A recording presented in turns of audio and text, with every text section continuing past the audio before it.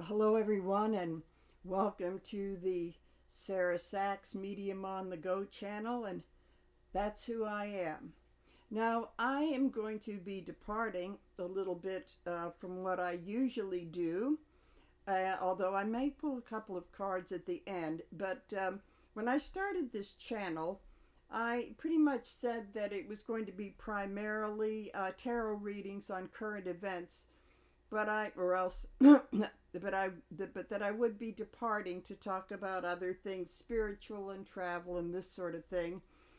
Um, or else I would have just called this the Tarot for Our Times channel. So today I'm departing for that because it is the 177th anniversary of modern spiritualism.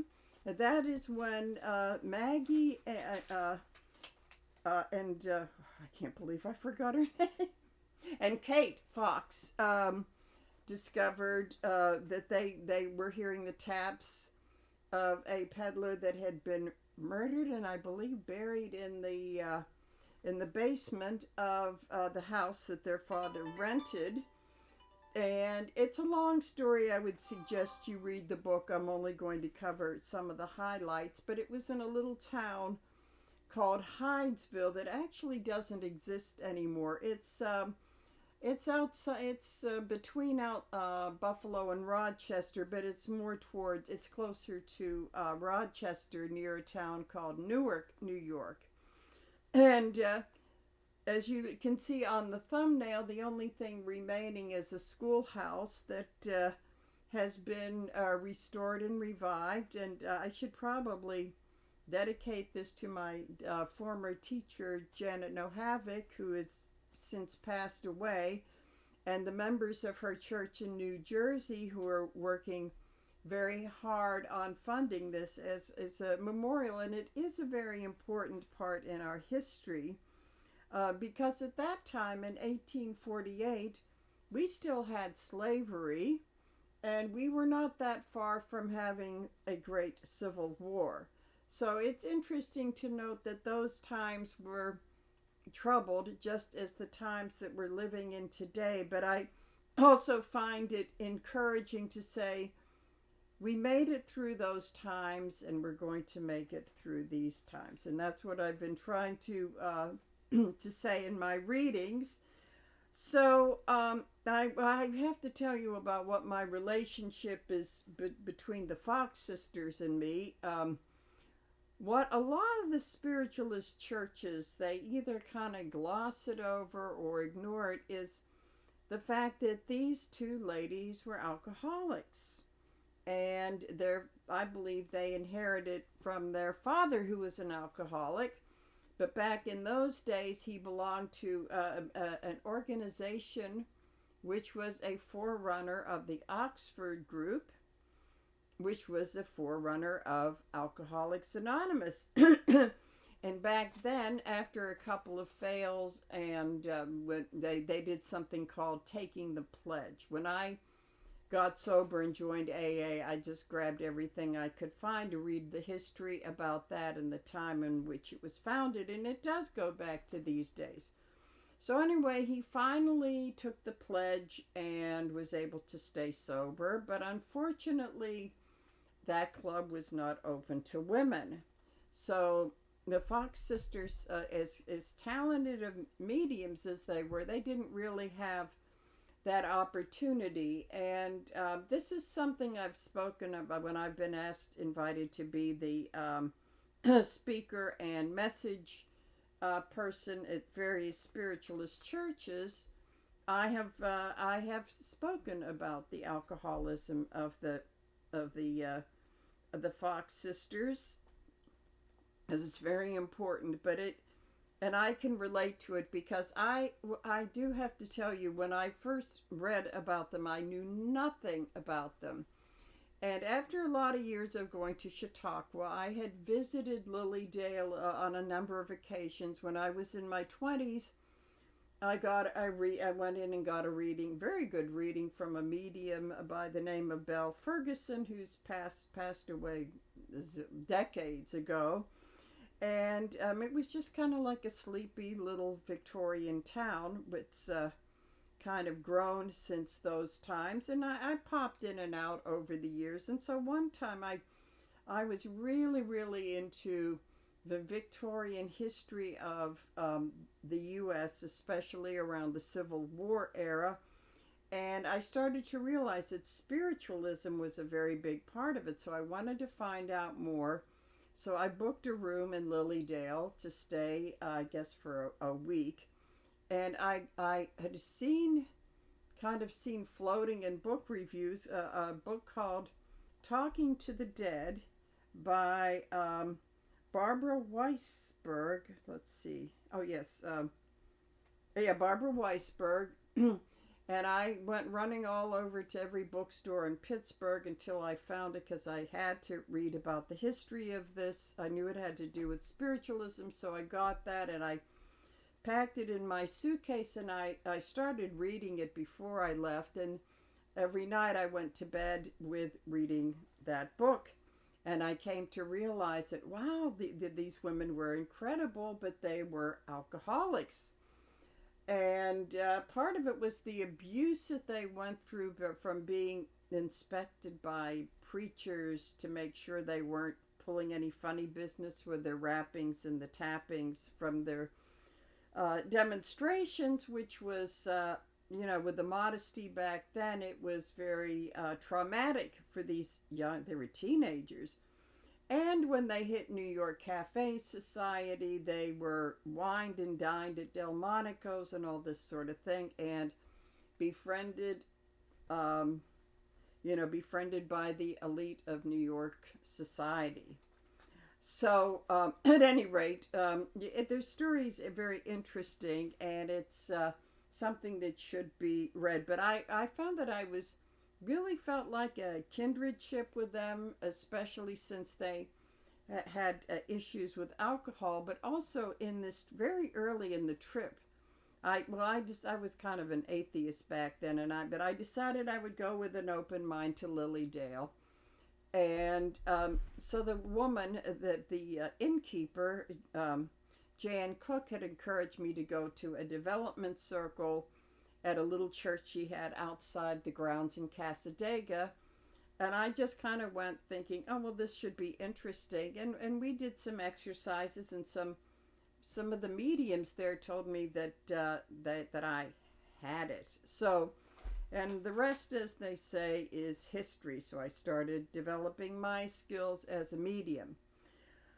But I feel that the story of the Fox sisters is very important, not only to spiritualism, but to the society in which they lived.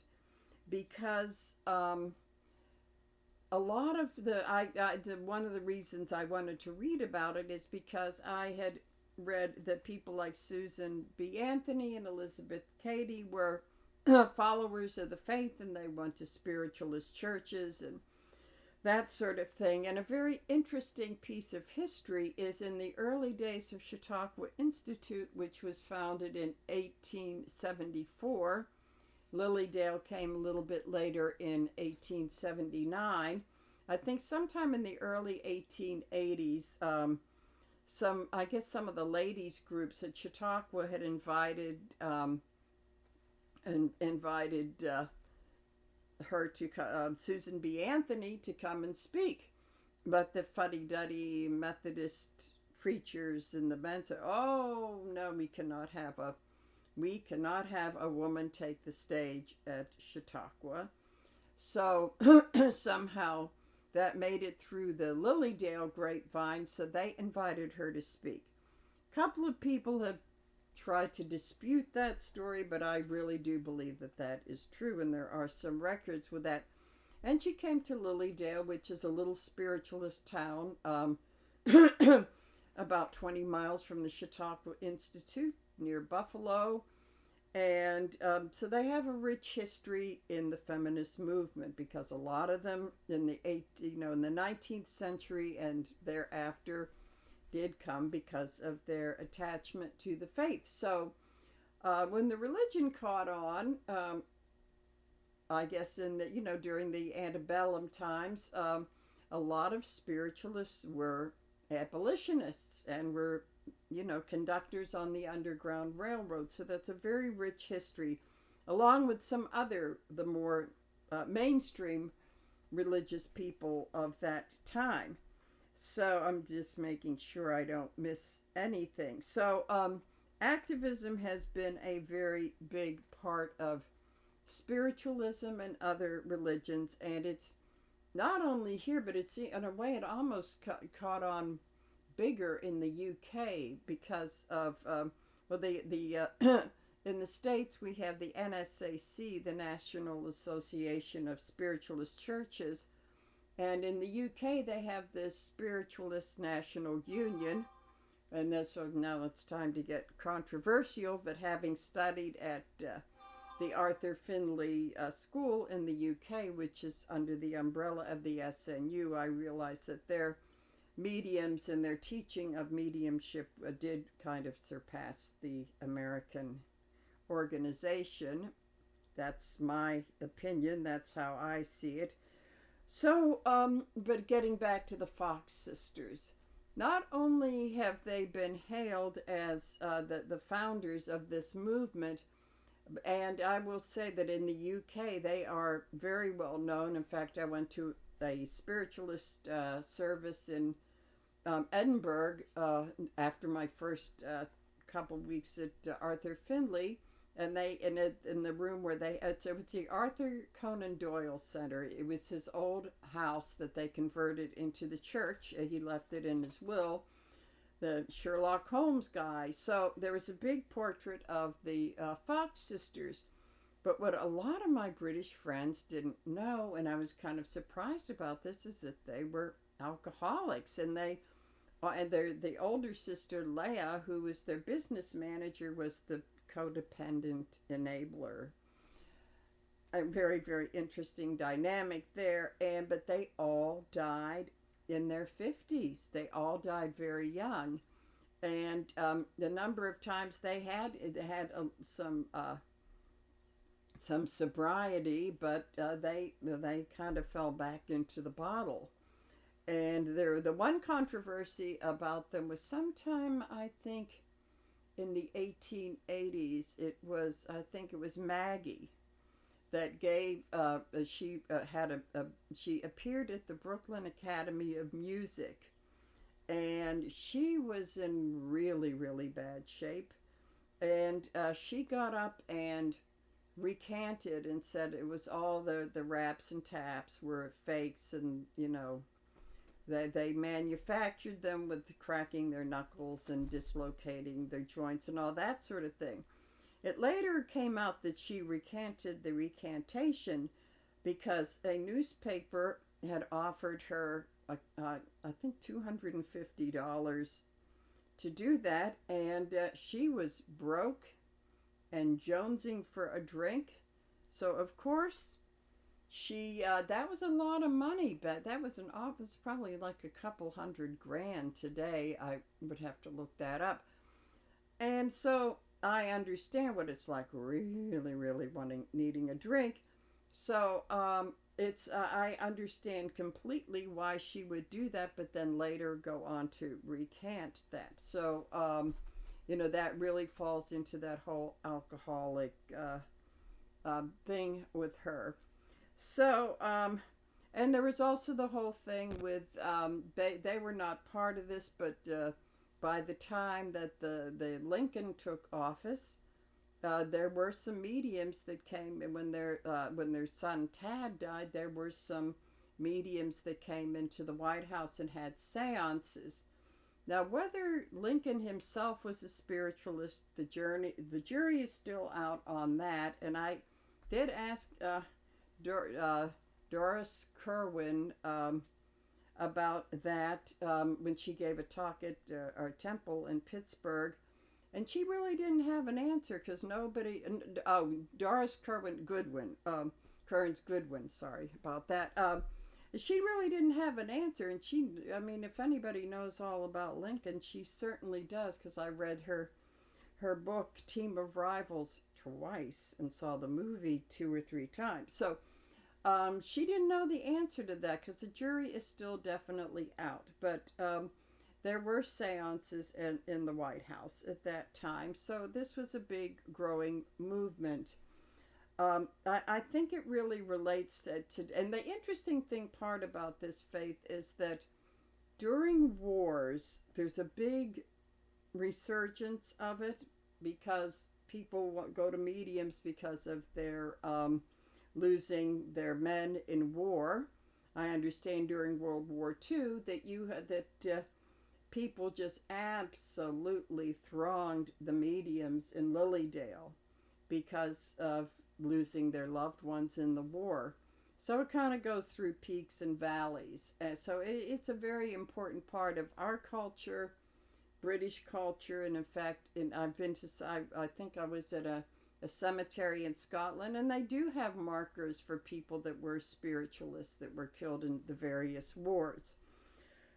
So, but also aside from the alcoholism, in that they do show a shadow side of mediumship, and that is the whole thing of celebrity.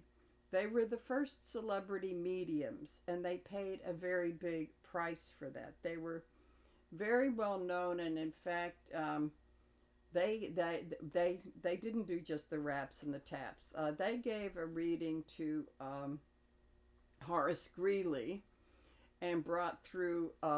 There was a lot of infant mortality back then. I think they brought through his child that died in infancy, and they presented such compelling evidence and the details that he was very impressed with them, and he kind of took them under his wing. Legend has it, I think he dragged, or maybe more like rescued Kate out of a bar in the Five Points, which we know was like the most dangerous neighborhood in the world back then.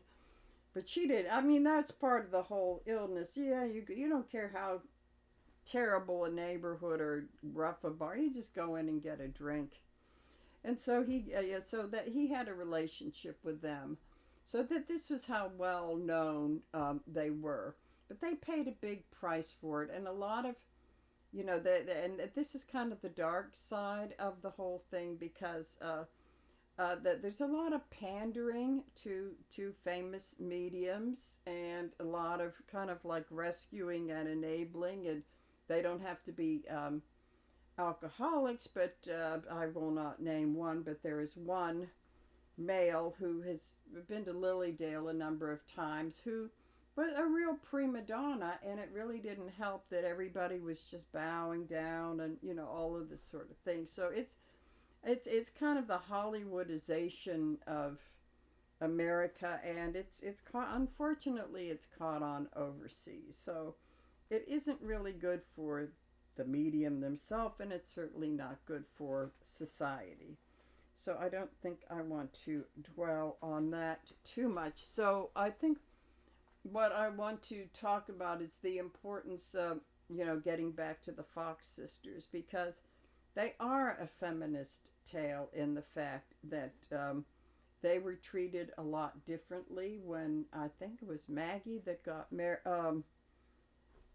Maggie that got married to this explorer who they were Catholics, and they made her denounce it, so she stepped out of mediumship and managed to stay sober. But when he got lost or died in the family, they deprived her of her inheritance and all this sort of thing, she went back on the bottle. And Kate, I think it was Kate that married the Duke or the Earl in the UK and managed to stay sober, and had a couple of boys with him. But when he died, boom, back to New York and back on the bottle again. And I think that her custody of her children were threatened. So it's a very rough life, and it's something that we need to be aware of today. I do have to address the fact that as far as how this impacts us today, there's one thing that I have been finding incredibly annoying, is the fact that so many of my colleagues, and whether they're mediums or psychics or healers or shamans, is that a kind of a large number of them not only don't want to deal with current event in politics, but they kind of take this pride in it, which I just find, it just baffles me, because I considered the whole thing with the 19th century people that went before us, that that helped abolish slavery and get the women the vote, would, they're that's a tradition that we need to carry on. And when I've been to various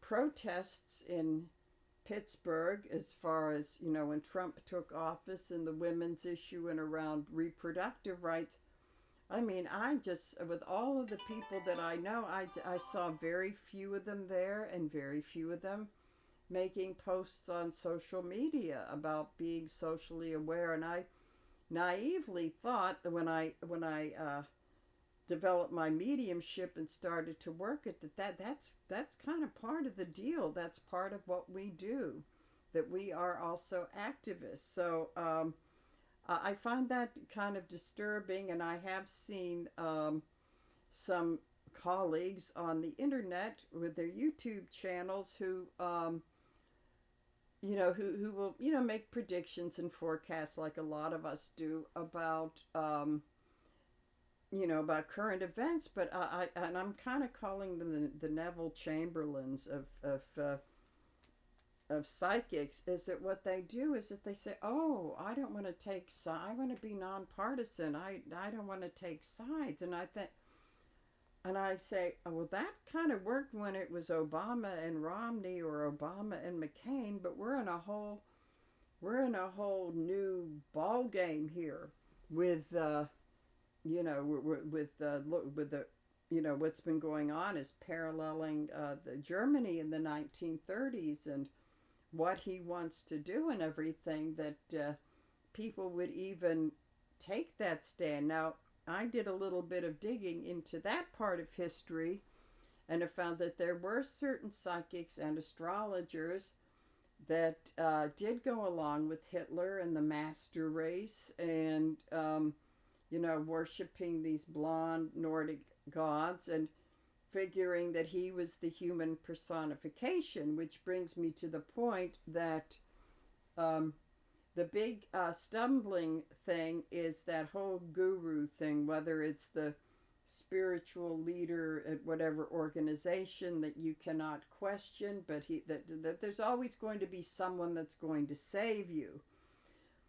And that really isn't, that's the big stumbling block. So during that time, there were, they called, back then it was known as the occult. That's the early 20th century kind of category they put all of us from the metaphysical world into. And there were an alarming number of those people that supported him, just as the same as that. I'd like to think of them in a minority, but there are a number, and it's kind of like that QAnon shaman dude that, consider themselves spiritual, but they support Trump because they're seeing him like their forebears in the 1930s saw Hitler and Mussolini as the great wide gods that were going to save them. And so that sort of thing is flawed. And he did have his astrologers. In fact, he had his astrologers who said the planets were not quite right for him going in to invade Russia in the wintertime, which I don't know if you have to be an astrologer to do that. And just like Napoleon had been warned by his astrologers, they went and did it anyway and got their behinds kicked. So we do have that dark aspect of it. But I'm wondering if things get really bad enough that maybe more people might, in my community, might start to speak up. So I thought I would just end this, and I hope I covered everything because I think it's a pretty important topic, is that I just want to pull a few cards to see now what does this mean to us today? The and it's not only the history of spiritualism, but the people that were the activists. I imagine some of them are not too happy with what they've seen, seeing that there are a number of people that want to put us back into the days in which they lived, which was pretty grim. So let us see. Just a couple of cards. So, this is where we're at now. Oh, the Queen of Swords.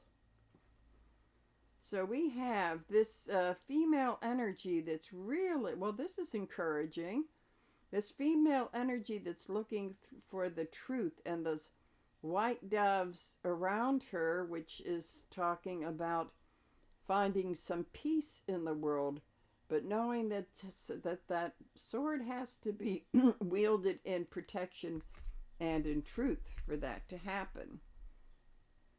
So let's see, moving along in the next few months. The sun. The sun is that there there is going to be more that's going to be revealed. And the next video I'm probably going to do will be the forecast for April, like I did one for March, that I'll have to review to see how much of that came to be. But this is about more of the truth coming out and shining the light on it. Might be interesting to see. This hadn't occurred to me, but you see all these planets here.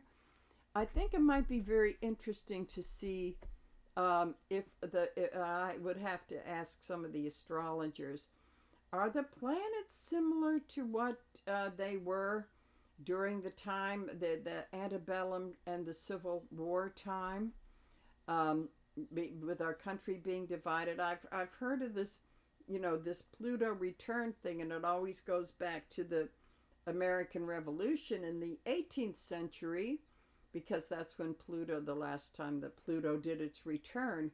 But I see all these other planets, so I'd really like to know. So, and then we have the Queen of Cups in reverse, which means that it's probably, I would say this, to me, represents the male victimhood.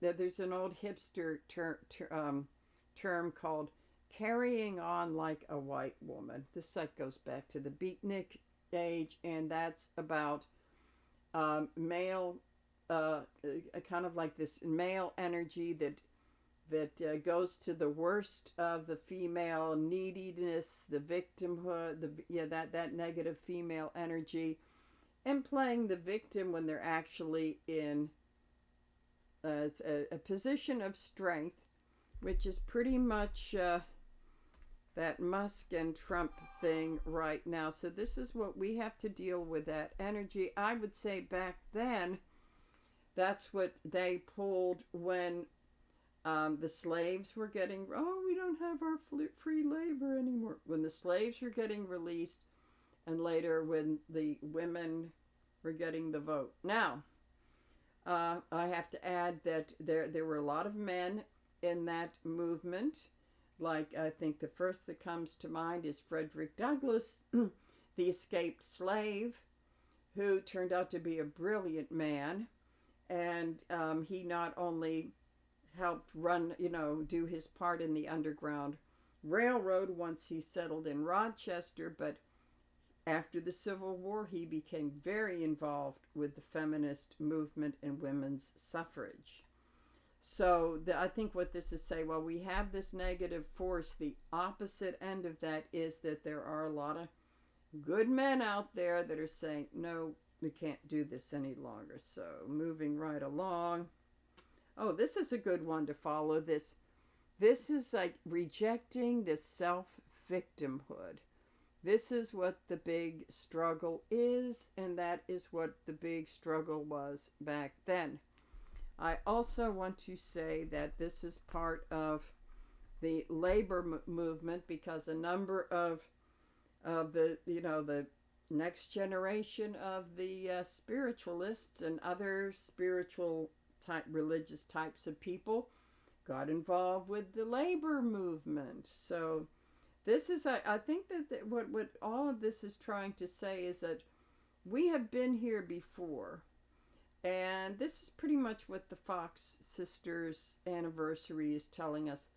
We have all been here before. Now they weren't they were not they themselves were not political activists, but their followers did become political. I think that maybe if they hadn't, had the problem of drinking, they probably might have found some time for that. So then we have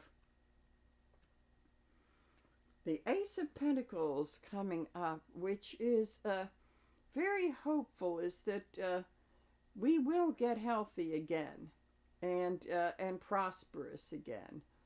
And but the old order has to fall. So that is a big thing. So let's see what we have following this.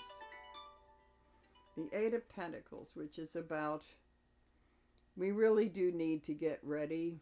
We just need to start putting things in order, and then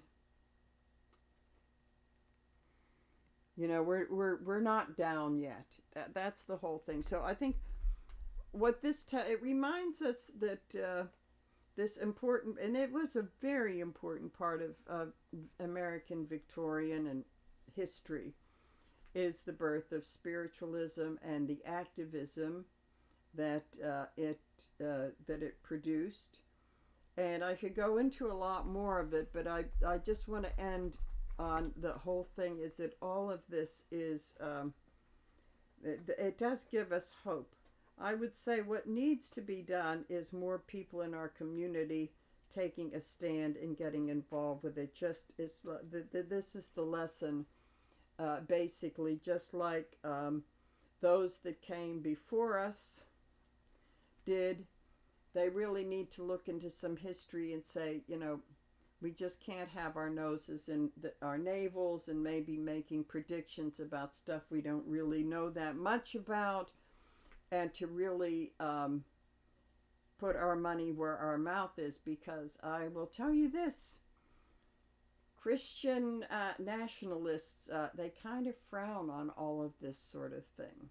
So that's how I'm going to end, is like, in order to know about how to move forward, we really need to know about those that came before us, and the story of the Fox sisters, and also tells us if you got addiction problems, mental problems, you've got to deal with it. And in fact, the woman I mentioned, Janet No Havoc, who is is very active in reviving that Hydesville schoolhouse, used to tell us at the end of the class, if you have any kind of problems, go get therapy and deal with it, because you'll be a lot better off, and you will be a better medium, and I would also say a better human being to do that. So with that, I will end and say happy Hydesville Day, March 31st, 1848. So